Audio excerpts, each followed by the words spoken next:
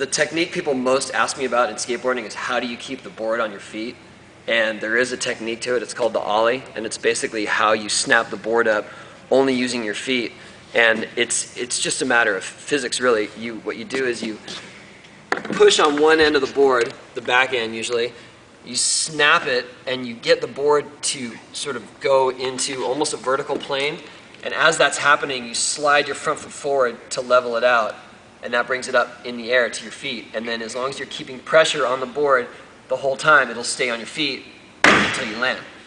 So it's a really fast motion, and you can always improve it. It just takes a while to learn the timing.